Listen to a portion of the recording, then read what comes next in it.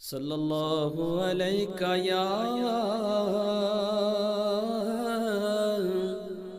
رسول اللہ کہ رسول صلی اللہ علیہ وآلہ وسلم فرماتے ہیں اسلام میں سب سے بڑی خدا کی محبت کا ثبوت یہ ہے کہ انسان شہید ہو جائے۔ شہید کا معنی ہوتا ہے گواہی دینے کے، تو شہید کو جو سر کٹا دے اللہ کی راہ میں، جان دے دے، اس کو شہید اس لیے کہتے ہیں کہ اس نے اللہ کی محبت کی گواہی دے دی ہے۔ شہید کو شہید کہنے کا ایک مقصد یہ بھی ہے۔ اب سنیے، وہ شہید ہو گیا، وہ شہید ہو گیا یعنی جان دے دی، سر نہیں جھکایا 20 منٹ کے لیے، صدقہ نہیں نکالا چند روپے کا، بلکہ جان دے دی اللہ کے لیے۔ اللہ کے رسول فرماتے ہیں اگر ماں باپ یا دونوں میں سے کوئی ایک بھی ناراض ہے تب بھی وہ شہید ہو کر بھی جنت میں نہیں جائے گا، شہید ہو کر بھی اس کو جنت نہیں ملے گی۔ ارے ماں باپ کی خوشی کے بغیر شہادت پر بھی جنت نہیں ملتی، تو ماں باپ کی خوشیوں کے بغیر شادی کرنے والوں کو خوشیاں کیسے ملے گی؟ ماں باپ کو چھوڑ کر الگ گھر بسانے والوں کو خوشیاں کیسے ملے گی؟ کہاں ہے آج کے میرے جوان اور آج کل کی خواتین بھی، نوجوان لڑکیاں بھی گھر میں 6 مہینہ 4 مہینہ رہتی ہے اور پھر کہتی ہے اگر آپ کو میرے ساتھ رہنا ہے تو تمہارے ماں باپ کے ساتھ میں رہنا نہیں چاہتی، اور پھر وہ جورو کا غلام اپنی بیوی کی خاطر اپنے ماں باپ کو چھوڑ دیتا ہے۔ اللہ کے رسول فرماتے ہیں جو اپنی بیوی کو اپنی ماں پہ ترجیح دے اللہ نے اس پہ جنت کی خوشبو بھی حرام کر دی ہے، نہ اس کا فرض قبول ہے نہ اس کا نفل قبول ہے۔ یہ اللہ کے رسول کی حدیث ہے کہ جس نے بیوی کو ترجیح دی ماں پر، اللہ کے رسول فرماتے ہیں اس کا خدا فرض بھی قبول نہیں کرتا، نفل بھی قبول نہیں کرتا۔ یہ میں نہیں کہہ رہا ہوں، جس کے کہنے پہ ہم نے کلمہ پڑھا ہے۔ آج کل کی عورتیں یہ سمجھتی ہیں کہ اگر وہ اپنی ساس کو بے سہارا چھوڑ کر نکل جائیں گی، اپنی ساس کو بے سہارا چھوڑ کر نکل جائیں گی اپنے شوہر کو لے کر، تو کیا کل اس نے ساس نہیں بننا؟ کیا کل اس نے ساس نہیں بننا؟ تم کسی کے بیٹے کو ظلماً چھین لے جاؤ گی، تمہاری اولاد بھی تم سے چھینی جائے گی۔ میری بہن بہت دور نہیں ہے اللہ، میرے نبی نے فرمایا البر لا یبلا والذنب لا ینسا والدیان لا یموت، اعمل ما شئت کما تدین تدان، اعمل ما شئت کما تدین تدان، اعمل ما شئت کما تدین تدان۔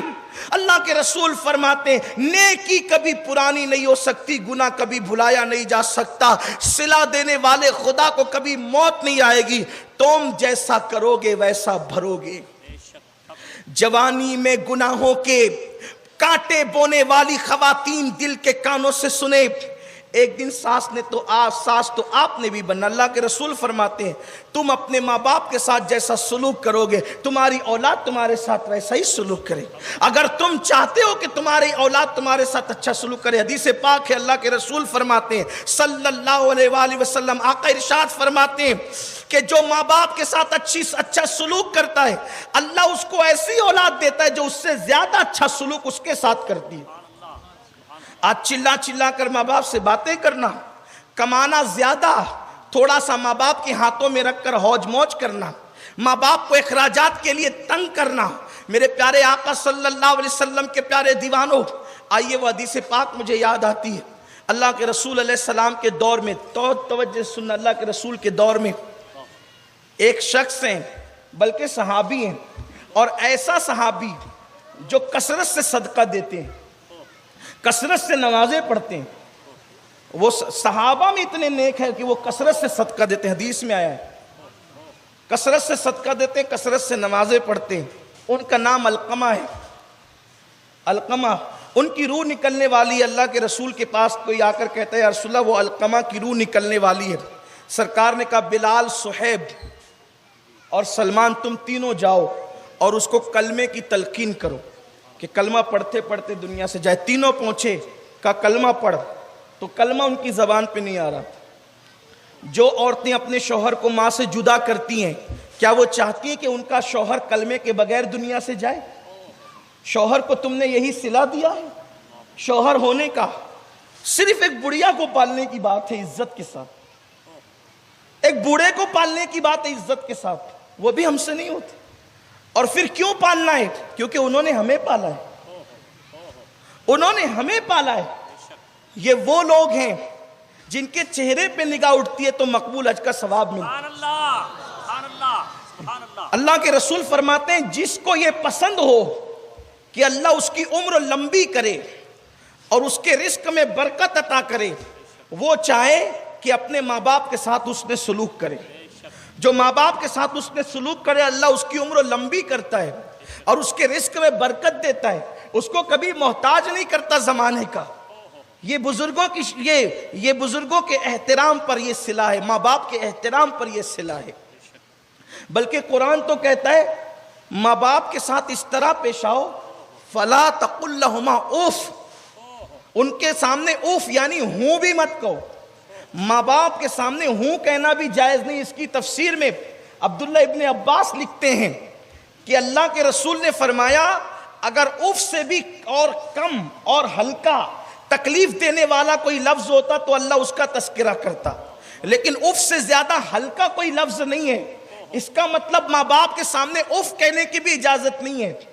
اور ماں باپ کے سامنے جب بیٹھو تو ایسی عاجزی سے بیٹھو جیسے کوئی غلام اپنے آقا کے سامنے بیٹھا ہے. ارے جس کے یہاں لوم چلاتے ہو اس کی تو چاپلوسی کرتے ہو، اور ماں باپ کے سامنے سینہ تان کر آستینیں کھول کر کھڑے رہتے ہو. ترقی کرنے چلے ہو، کس کو ترقی ملے گی؟ ماں باپ کے گستاخوں کو، جن کو شہید ہو کر بھی جنت نہیں مل سکتی، ان کو دنیا میں کیا خاک ترقی ملے گی؟ ترقی کا اسی کا مقدر ہے جس کے دامن میں ماں باپ کی دعا ہے. سب کی چاپلوسیاں کرتے ہو، کبھی ماں باپ کے سامنے بھی تو غلاموں کی طرح رہو. ان کے سامنے بھی تو کبھی ماں باپ کے سامنے بھی تو کبھی عاجزی کرو.